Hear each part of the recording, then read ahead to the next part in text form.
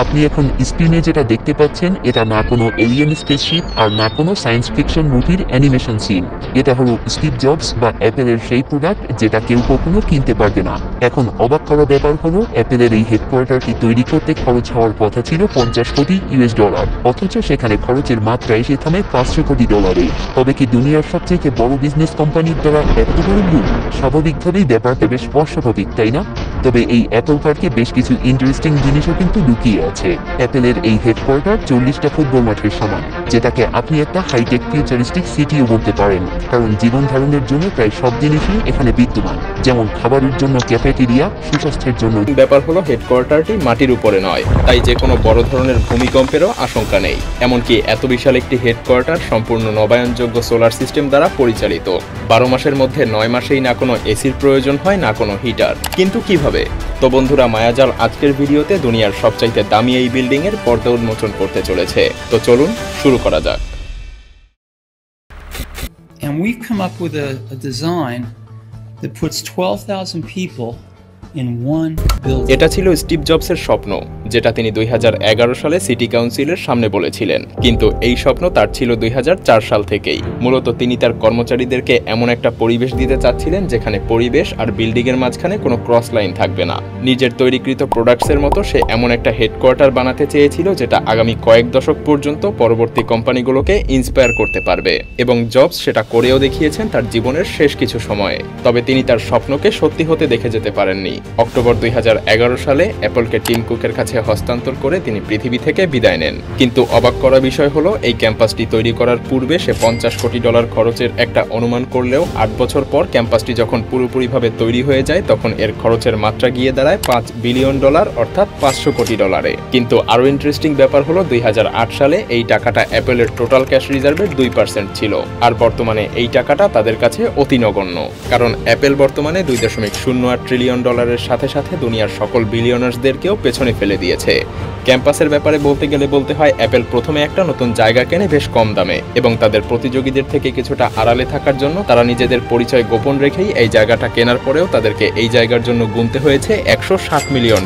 175 একরের এই জমিটি অ্যাপল 2008 সালের আগেই কিনে রেখেছিল, কিন্তু কাজ শুরু করার পারমিশন পায় 2013 সালে।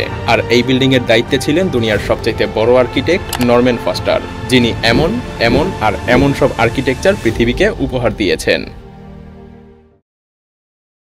2017 সালে যখন অ্যাপেলের ওপেনিং হয় তখন দুনিয়া জুড়ে শুধুমাত্র অ্যাপেল পার্কেরই গুণগান চলছিল। অ্যাপেল পার্ককে মানুষ রিং অথবা স্পেসশিপ নিকনেমও দিয়ে থাকে। এই গোলাকার বিল্ডিংটায় 2.8 মিলিয়ন স্কোয়ার ফিটের অফিস স্পেস আছে, যেখানে অনায়াসেই 12,000 কর্মী কাজ করতে পারে। এই বিল্ডিং পৃথিবীর সবচাইতে বৃহত্তম কার্ভ গ্লাস প্যানেল দিয়ে তৈরি, আর প্রায় 3000 গ্লাস প্যানেল দিয়ে বেষ্টিত। এই ক্যাম্পাসের বাইরে এবং ভেতরে দুই পাশেই গ্যালারির মতো জায়গা রাখা হয়েছে, যাতে কর্মচারীরা বের হতে বা প্রবেশ করার সময় হাঁটতে হাঁটতেই এই ক্যাম্পাসের সম্পূর্ণ সৌন্দর্য উপভোগ করতে পারে। তবে অ্যাপেল পার্ক কিন্তু শুধুমাত্র এই বিল্ডিং এর জন্যই বিশ্বজুড়ে বিখ্যাত না।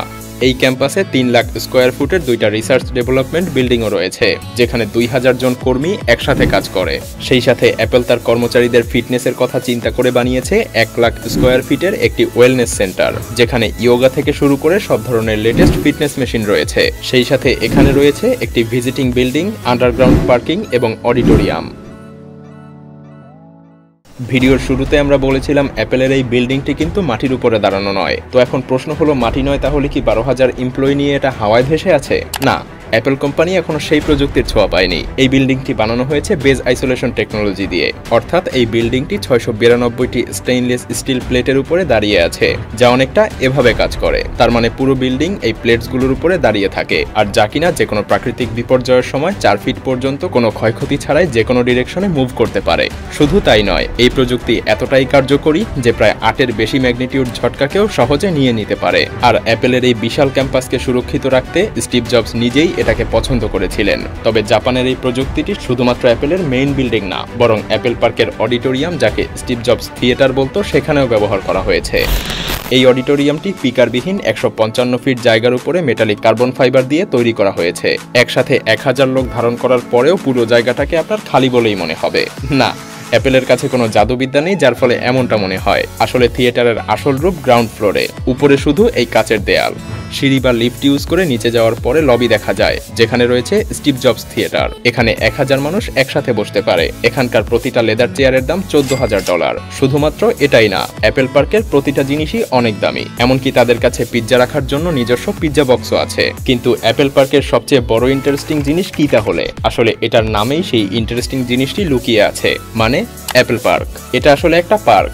এটাই পৃথিবীর একমাত্র কাজের জায়গা যেটা কিনা 9000-এরও বেশি গাছ দিয়ে আচ্ছাদিত, যার মধ্যে উল্লেখযোগ্য এপ্রিকট, অলিভ, চেরি, পাল্ম এবং অবশ্যই অ্যাপেল গাছও রয়েছে। মূলত অ্যাপেল পার্কে এত গাছ লাগানোর একমাত্র কারণ ছিল এটা শুধুমাত্র কাজের জায়গা নয়, বরং তাদের কর্মীদের জন্য একটা নেচার ফ্রেন্ডলি আবহাওয়া তৈরি করা। আর এই অ্যাপেল পার্কের প্রয়োজনীয় বিদ্যুতের সরবরাহ আসে নবায়নযোগ্য শক্তি থেকে। অ্যাপেলের স্পেসিফিক রিং বিল্ডিং এর উপরে লাগানো হয়েছে 72 মেগাওয়াটের সোলার প্যানেল, যেখান থেকে পুরো ক্যাম্পাসেই বিদ্যুৎ সরবরাহ করা হয়। শুধু তাই নয়, অ্যাপেল তাদের সকল প্রোডাক্টেও রিনিউয়েবল এনার্জি ব্যবহার করে। এই কাজকে আরো সহজ করে অ্যাপেল বিল্ডিং এর ন্যাচারাল ভেন্টিলেশন সিস্টেম। তাপমাত্রা বাড়া বা কমার সাথে সাথে এখানকার অপটিমাম তাপমাত্রা অটোমেটিকই সেট হয়ে যায়, কারণ এখানে বাইরের বাতাস সহজেই ভেতরে প্রবেশ করতে পারে আর ভেতরেরটা বাইরে, মানে কর্মীদের সাথে সাথে এই বিল্ডিং নিজেও শ্বাস প্রশ্বাস নেয়। এখানকার তাপমাত্রা গরম ঠান্ডার তারতম্যে 20 ডিগ্রি সেলসিয়াস থেকে 25 ডিগ্রি সেলসিয়াসের মধ্যেই থাকে, তাই বছরের 9 মাসই না লাগে কোনো এসি না কোনো হিটার।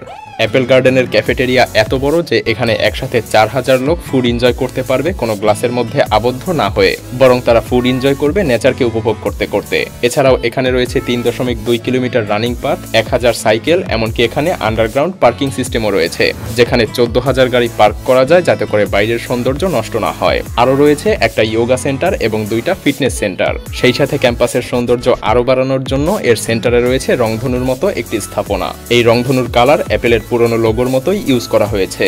এরপর আসে অ্যাপেলের ভিজিটিং সেন্টার, যেখানে আপনি আপনার আইপ্যাডে সহজেই অ্যাপেল পার্কের পুরো একটা রিয়েল ভার্সন দেখতে পাবেন। 10,000 ফুটের এই এরিয়াতে রয়েছে অ্যাপেলের সব ধরনের লেটেস্ট প্রোডাক্ট, যেখানে 1916 সালে বানানো একটি বার্নও আছে। অ্যাপেল যেটাকে মেইনটেনেন্স টুল রাখার জন্য ব্যবহার করে। আপাত দৃষ্টিতে এটা আসলে শুধুমাত্র কাজের জায়গা নয়, বরং এটা একটা অ্যাপেল সিটি। এখন আপনারাই বলুন, অ্যাপেল এই পার্ক বানানোর আগে যে মিসক্যালকুলেশন করেছিল সেটা করা স্বাভাবিক নয় কি?